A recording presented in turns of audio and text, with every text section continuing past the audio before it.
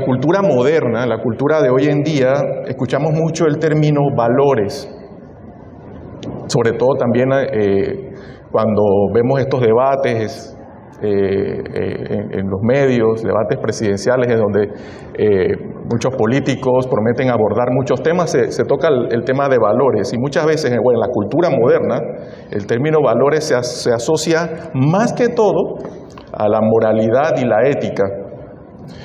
Esto tiene que ver con el comportamiento, si vamos a ese concepto, tiene que ver, valores morales y éticos, con el comportamiento y las decisiones de una persona en relación con lo que considera correcto o incorrecto. Esos principios en los que una persona se basa para comportarse y decidir en relación a lo que él considera como correcto e incorrecto. Eso sería ese valor moral. Sin embargo, más allá de ese concepto, vemos también que los valores se refieren a evaluaciones subjetivas que un individuo tiene sobre las cosas, ya sean materiales o inmateriales. Cada persona le asigna un valor a algo de una manera muy personal. A eso nos referimos con esta parte del concepto, es más subjetivo. Es decir, que cada persona pues le puede dar un valor a algo que puede no coincidir con el que otro le asigna. Y eso es lo normal. Eso es lo normal en nuestra naturaleza. Muchos tienen en las cosas, por ejemplo, materiales como el dinero y las posesiones, su máximo valor en la escala. O sea, le asignan mayor valor a las posesiones y al dinero. Ahora, no todos, hay otros que encuentran mayor valor en las relaciones y en las experiencias. Ustedes ven por la calle muchas personas que ven caminando por allí en medio de la lluvia, de toda incomodidad, con una mochila, dejan la comodidad de su hogar y de su trabajo y demás que puedan tener, empacan una mochila y ustedes los ven que viajan por el mundo y son felices, porque para ellos la comodidad no es el valor, sino el conocer nuevos lugares y nuevas personas. A eso le asignan un mayor valor. También hay personas que le asignan mayor valor al conocimiento. Llegan incluso a aislarse en un laboratorio, en una biblioteca o en su campo de trabajo porque le dan mayor valor a generar conocimiento. Esta discrepancia en la escala de valores la vemos a diario en nuestra vida cotidiana y eso tiene un impacto en la sociedad, hermanos, si lo analizamos bien. Los desacuerdos sobre los valores, particularmente con respecto al dinero, pueden conducir a conflictos grandes, graves. Por ejemplo, en el matrimonio o en una empresa, independientemente de la riqueza que esté involucrada, en estas sociedades, el matrimonio y una sociedad empresarial, implica que hay recursos compartidos con un valor limitado o finito. Y cada dólar que se gasta en una cosa, la otra parte puede considerar que es una pérdida para otra. Fácilmente, hermanos, esta es una de las principales causas de divorcio o de la disolución de las empresas. La diferencia en los valores, en la escala de valores. Esto tiene que ver, hermanos, obviamente con la naturaleza también caída del hombre, en que muchas veces no encuentra la manera de esa flexibilidad en aceptar y en llegar a un acuerdo en la escala de valores. Sin embargo, hermanos, nuestros desacuerdos son el menor de los problemas. El verdadero problema, hermano, es cuando nuestros valores no corresponden con los del Creador. De eso hablamos esta mañana. Yo les invito entonces, hermanos, a que cada uno reflexionemos personalmente cada uno, ¿qué ocupa mi prioridad en la vida? ¿Qué ocupa mi prioridad en la vida? ¿Qué se encuentra en el nivel más alto de mi escala de valor? ¿Qué representa el valor más apreciable en mi vida y hasta qué punto yo estaría dispuesto a sacrificarme por ello? ¿Qué tan alineados están mis valores respecto a los de Dios? En la palabra, hermanos, como siempre, no hay otro lugar idóneo. Tenemos referencia para dar respuesta o para guiarnos en esta reflexión. Y en esta oportunidad hay dos parábolas contadas por el propio Señor Jesús que enfatizan la importancia de valorar lo que realmente importa, incluso si eso significa hacer sacrificios máximos o supremos. Dice de la siguiente manera, Mateo 13, 44 al 46. Además, el reino de los cielos es semejante a un tesoro escondido en un campo, el cual un hombre halla y lo esconde de nuevo, y gozoso por ello va y vende todo lo que tiene y compra aquel campo. También el reino de los cielos es semejante a un mercader que busca buenas perlas, que habiendo hallado una perla preciosa, fue y vendió todo lo que tenía y la compró. Amado Dios, te damos gracias, Señor. Toda honra y toda gloria sean siempre para ti, Señor. Yo te doy gracias por el privilegio que nos da, Señor, de estar aquí congregados recibiendo en este momento este mensaje, Señor, que recibimos de ti. Te damos gracias porque ese mensaje es alimento espiritual para nuestras vidas, Señor. Te pido que nuestro corazón lo disponga, Señor, para recibirlo de la mejor manera, que podamos aplicarlo en nuestras vidas y que sea proclamado por cada uno de nosotros al salir de aquí a las naciones. Te pido, Señor, entonces, la bendición para cada uno que recibe este mensaje en este momento. Toda honra y toda gloria, en nombre de tu Hijo amado, nuestro Señor Jesucristo. Amén. Muy bien, hermanos. Entonces, para dar un breve contexto a este pasaje, para entenderlo un poco y darle un contexto, está basado, como vemos, en el Evangelio escrito por el apóstol Mateo, conocido también como Leví, y este se dirige principalmente a una audiencia judía, para demostrar que Jesús es el Mesías prometido y el cumplimiento de las profecías del Antiguo Testamento.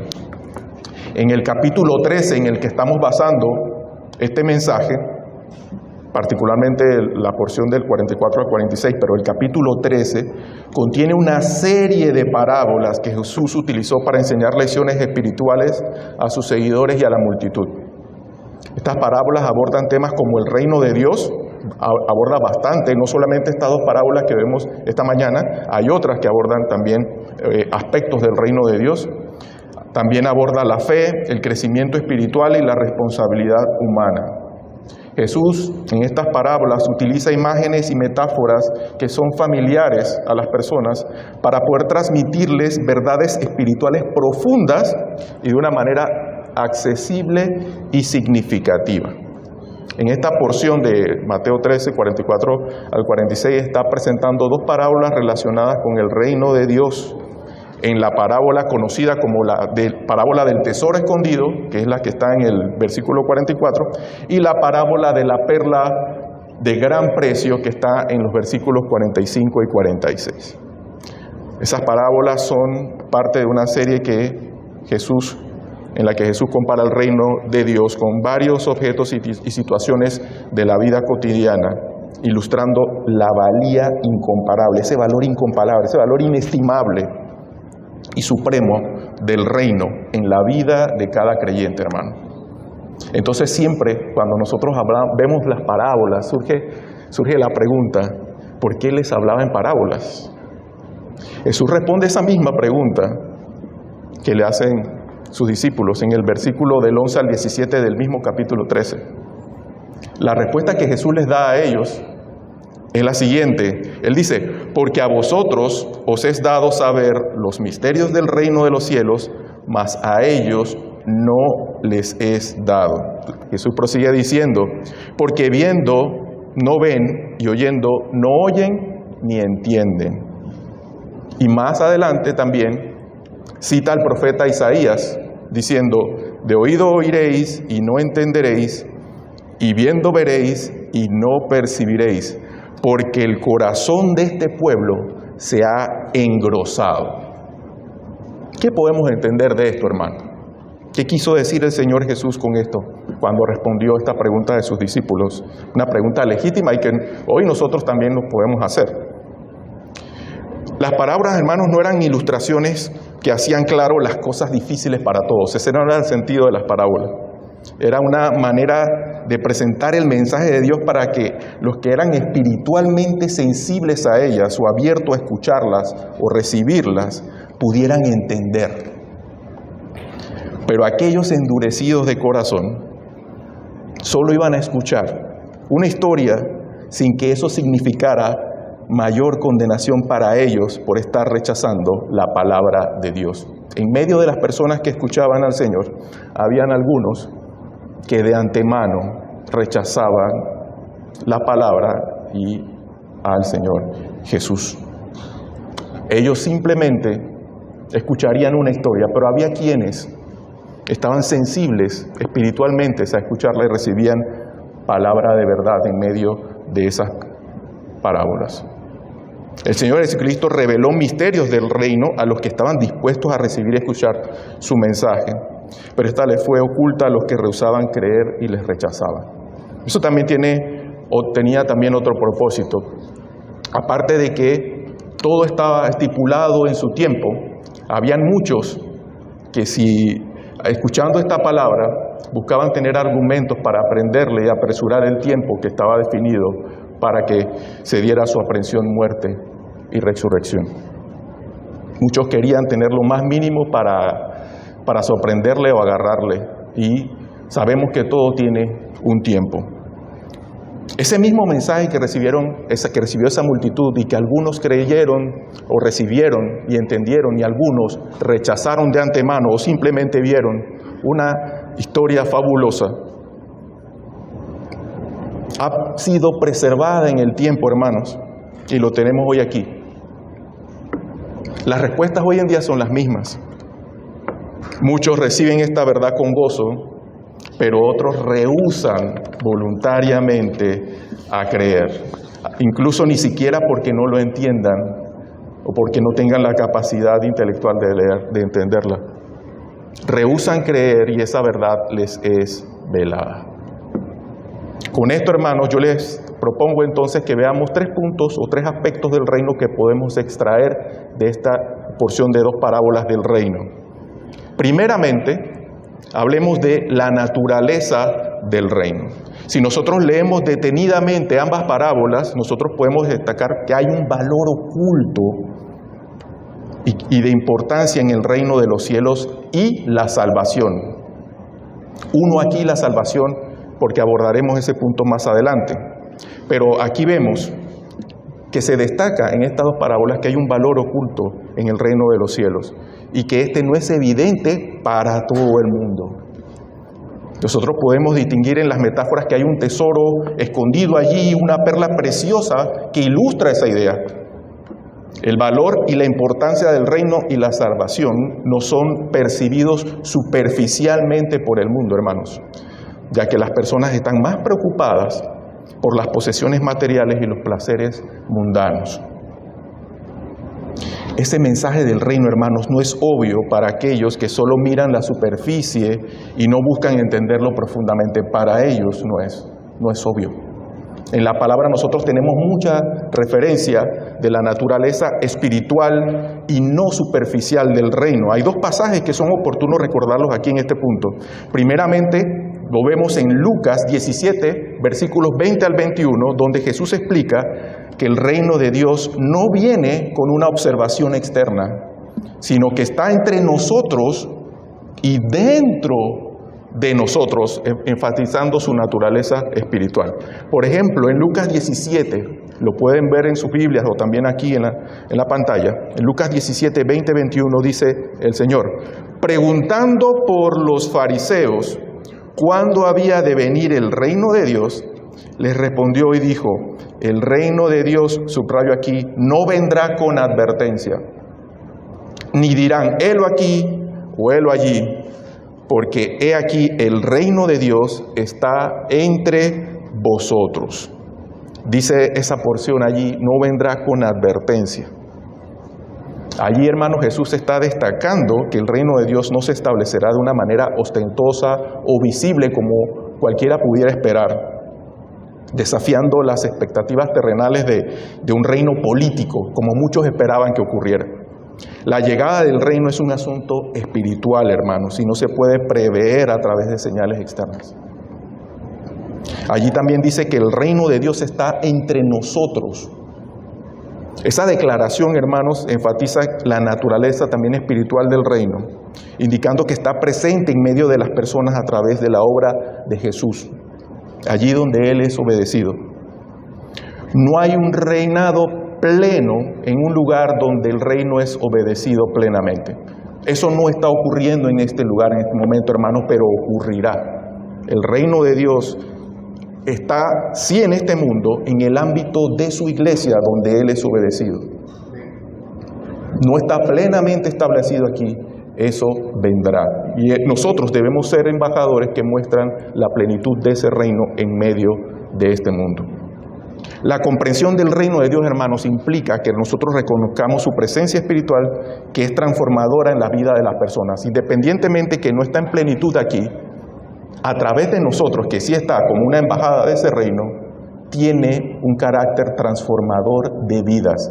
Gente que no pertenece o todavía no tiene acceso al reino puede entrar a él a través de nosotros. En Juan 18:36, que es la segunda porción que utilizamos de apoyo para este aspecto del reino, que es su naturaleza, vemos que Jesús responde a Pilato, ese es ese pasaje en donde él se encuentra frente a Poncio Pilato, afirmándole que este reino no es de este mundo, destacando la naturaleza celestial y trascendental del reino de Dios. Dice Juan 18:36, respondió Jesús, mi reino no es de este mundo. Si mi reino fuera de este mundo, mis servidores pelearían para que yo no fuera entregado a los judíos. Pero mi reino no es de aquí. Esa es la naturaleza de un reino terrenal, en donde todo el mundo defiende al rey a través de la fuerza o la violencia, si alguien se atreviera a causarle algún daño o ir en contra de él. Sin embargo, aquí vemos a Jesús entregándose a sus detractores, pero no hay una legión de ángeles defendiéndoles, porque la naturaleza de ese reino no es esa. Mi reino no es de este mundo. Aquí Jesús le aclara a Pilato que su reino no tiene origen terrenal, ni busca el poder político, como si esperaban ellos a ese Mesías que viniera, que ejerciera ese poder. En un reino espiritual, hermanos, con principios divinos como este, no hay apertura para aspectos o características terrenales. Esta declaración, hermanos, en esta porción de la palabra de Juan 18:36, subraya la naturaleza celestial y trascendental del reino de Dios, es decir, está por encima de una característica mundana. Miren, hermanos, allí dice, si fuera de este mundo, mis servidores pelearían, que es lo que les indicaba. Este no se establece por medio de fuerza o métodos violentos para imponer el poder. Ustedes recuerdan, o si han tenido la oportunidad de ver diferentes pasajes en la Biblia, cuando se habla de los reinos que se mencionan aquí, muchos de ellos, una de las características principales es que su asentamiento físico siempre eran en ciudades amuralladas. Siempre estaban atentos al conflicto, con ese riesgo de que hubiera otro reino que viniera a apoderarse de él. O cuando estos reinos querían expandirse, iban a otros y los tomaban con violencia. Esa es la naturaleza del reino terrenal. Sin embargo, esa no es la naturaleza del reino de Dios. No vendrá de esa manera. El reino es de naturaleza espiritual, hermanos. Vale la pena buscar ese reino. Pero está oculto para aquellos que solo buscan en un nivel superficial. Habiendo visto, hermanos, esta parte de la naturaleza del reino, centrémonos ahora en el corazón del mensaje, que es el que también le da el título. ¿Cuál es el valor de ese reino? El valor del reino. Hermanos, en el tiempo de Jesús, la gente escondía, eso era usual, era la práctica. No teníamos estos bancos con no había estos bancos con estas bóvedas donde tú podías llevar tu joya más preciosa y ahí la guardaban en esa bóveda y tenía toda la seguridad.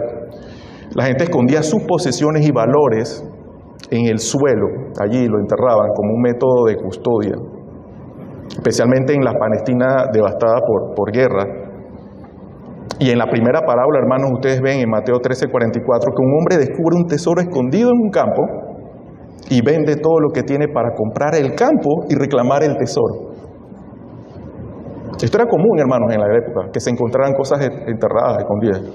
Esto me recuerda, por ejemplo, a estas historias de piratas que siempre andaban buscando el tesoro, que pues ellos, para no llevarlo consigo, porque era susceptible de ser robado en un ataque, ellos enterraban esto en una isla, hacían un mapa donde estaba, y entonces como los otros piratas sabían que ellos no llevaban el tesoro consigo en el barco, lo que estaban buscando era dónde tenía el mapa para ir, y así había violencia de un lado para otro por el mapa que les llevara a ese tesoro.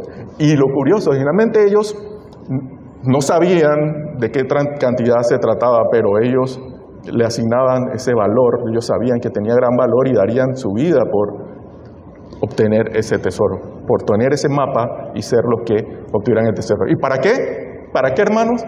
Para volverlo a enterrar también ellos en otro lugar y hacer un mapa. Y era un ciclo de violencia.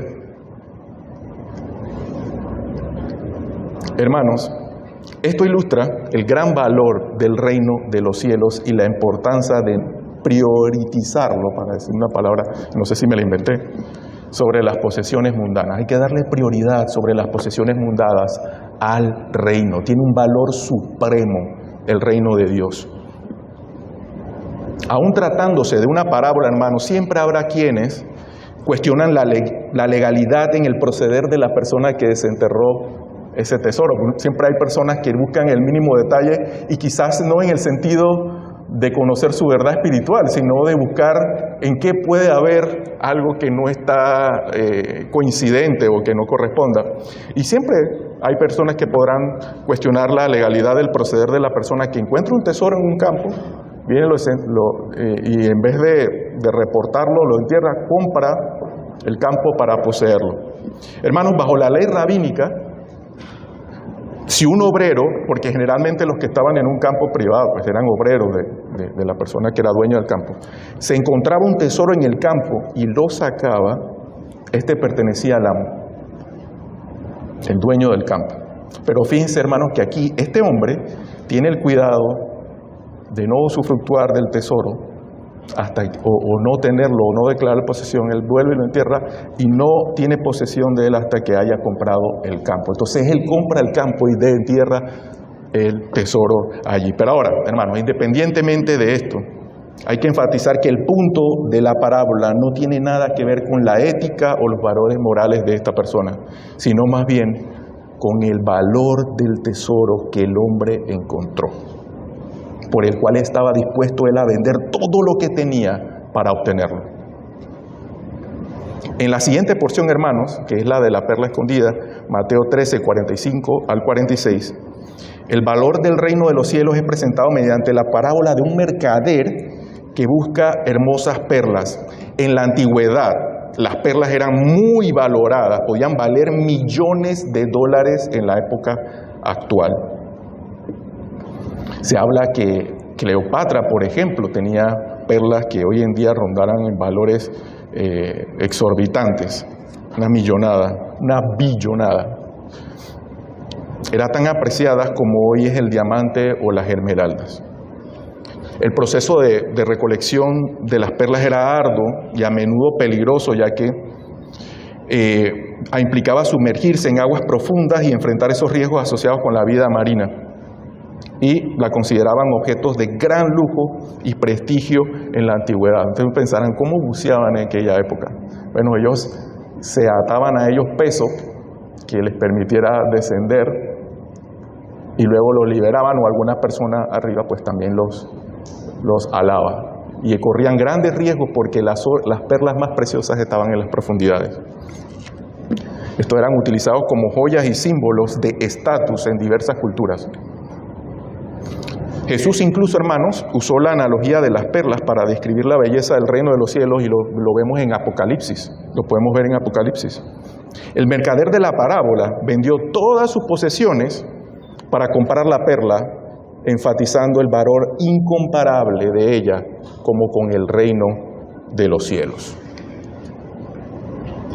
Siempre es importante, hermanos, saber el contexto cultural e histórico de las cosas para poder captar con todo el sentido el mensaje que nos da la palabra de Dios. Y la misma palabra, hermanos, aporta también estos elementos en otros pasajes paralelos. ¿Recuerdan ustedes, hermanos, alguna otra cita en donde se mencionan las perlas? Hay uno muy conocido. Dice Mateo 7, versículo 6, no deis lo santo a los perros, ni echéis vuestras perlas delante de los cerdos, no sea que las pisoteen y se vuelvan y os despedacen. Ni echéis vuestras perlas delante de los cerdos.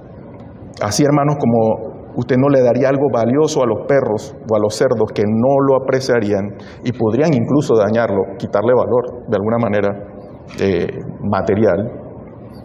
Jesús advierte, hermanos, sobre la necesidad que tenemos de discernir cuándo y con quién compartir las verdades espirituales, para evitar que sean mal interpretadas, despreciadas o incluso usadas en contra del que la comparte. Es lo mismo que el Señor hizo en las parábolas. Literalmente, cuando este mensaje dice, no echéis las perlas a los cerdos, no deis algo de gran valía a alguien que no lo aprecia, o a alguien que lo tiene por nada. Los principios de estas parábolas, hermanos, son que el reino de los cielos es de inestimable valor, como lo tenía la perla en aquella época, para darle alguna idea a las personas que recibían este mensaje. Y solo un necio, hermano, solo un necio, y eso es válido hoy en día, no vendería todo lo que tiene para adquirirlo, el reino de Dios. El tesoro en el reino, hermanos, es único, incorruptible y ofrece enriquecimiento eterno a los pobres y humildes de corazón que le hallan. Ese es el valor del reino. Finalmente, hermanos, y no menos importante, otro aspecto, otro punto que nosotros podemos extraer de estas dos parábolas es el que tiene que ver con el acceso al reino.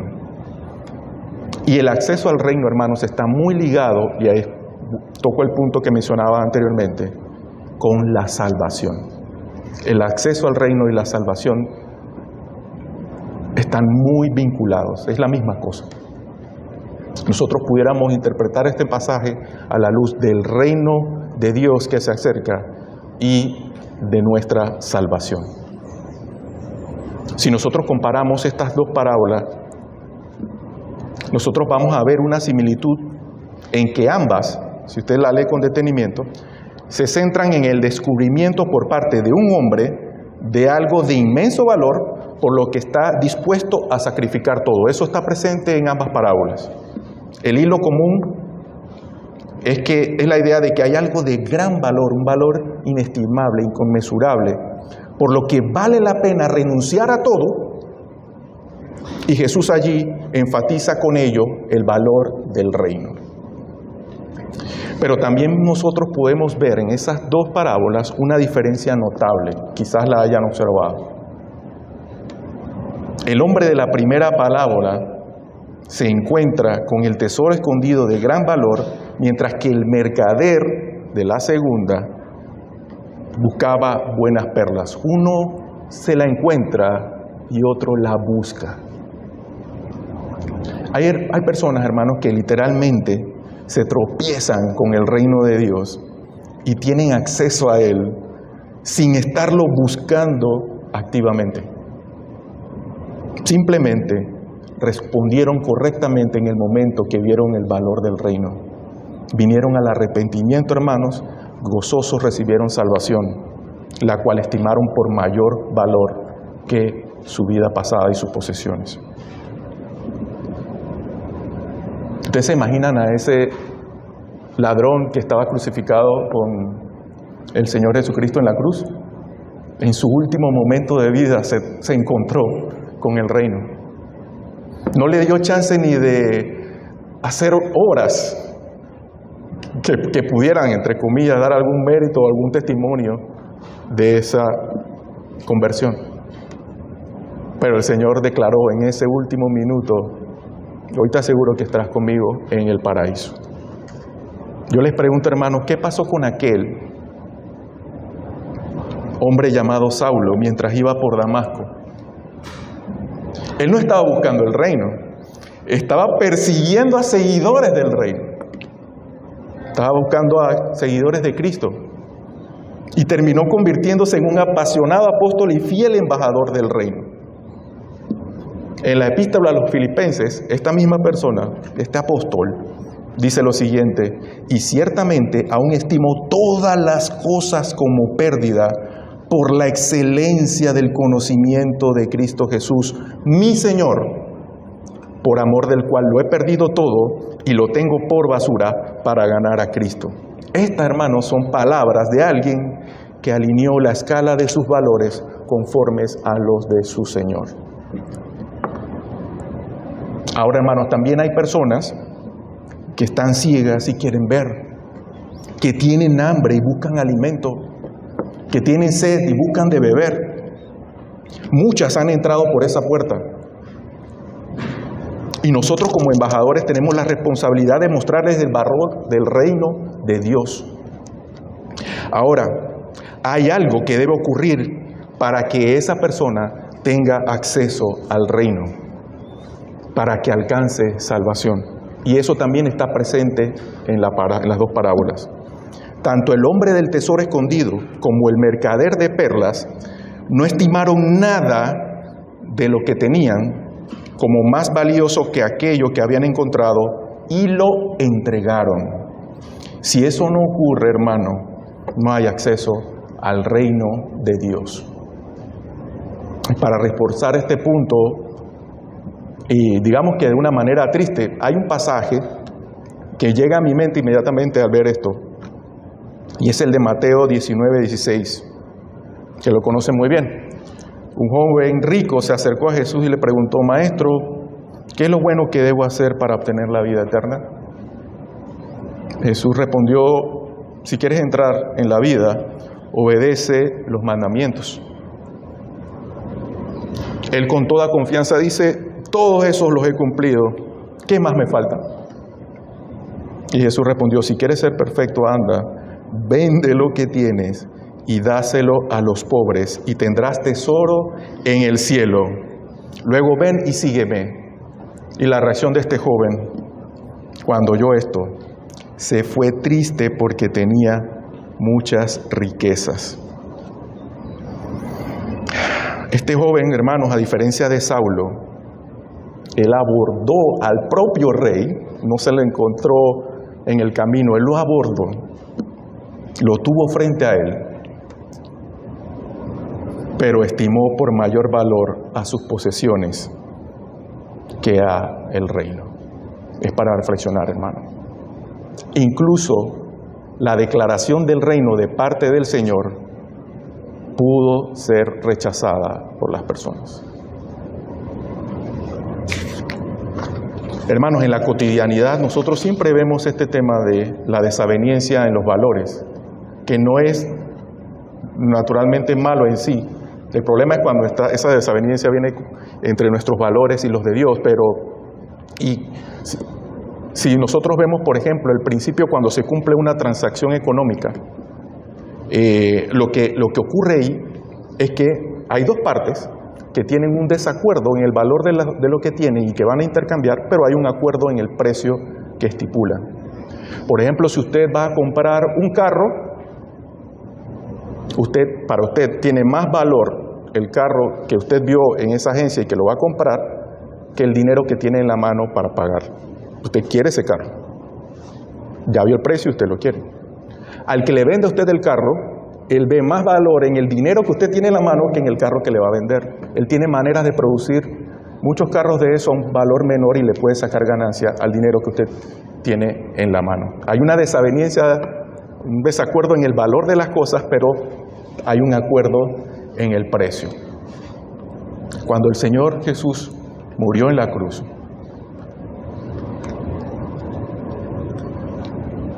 por usted, por su iglesia, el precio que Él estuvo dispuesto a poner fue el de su propia sangre, un valor supremo. En esa transacción, ¿tú qué estarías dispuesto a entregar por ese rescate? ¿Vale más tus posesiones que el precio de la sangre de Cristo derramada por ti?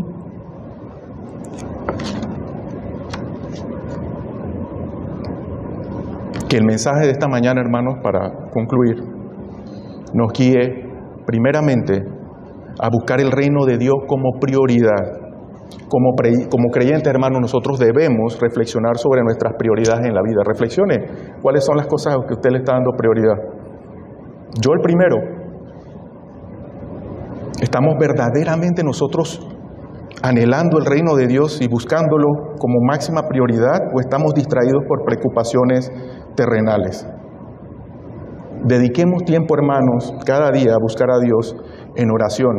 Y aquí hago un paréntesis. Muchas veces en oración pedimos por nosotros.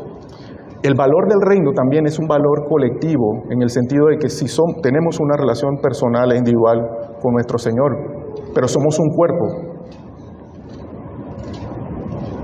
Y también en la propia palabra, nosotros generalmente pedimos por nosotros, pero en la propia palabra hay un modelo de oración que el Señor nos dejó. Y en ese modelo se toca el reino. Incluimos en nosotros el reino en nuestras oraciones.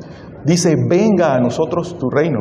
Generalmente, y también le enseñamos a los niños con respecto al reino, que si creemos en el Señor, le damos incluso la idea de que vamos a ir a otro lugar muy especial, incluso hasta para adornarlo. A los más pequeños le damos la idea de que vamos a ir a una nube, un lugar especial. No, hermanos, nosotros como cristianos anhelamos que el reino se establezca en este lugar. Venga a nosotros tu reino. Eso está en la oración que el Señor le enseñó a sus discípulos cuando le preguntaron que le enseñara cómo orar.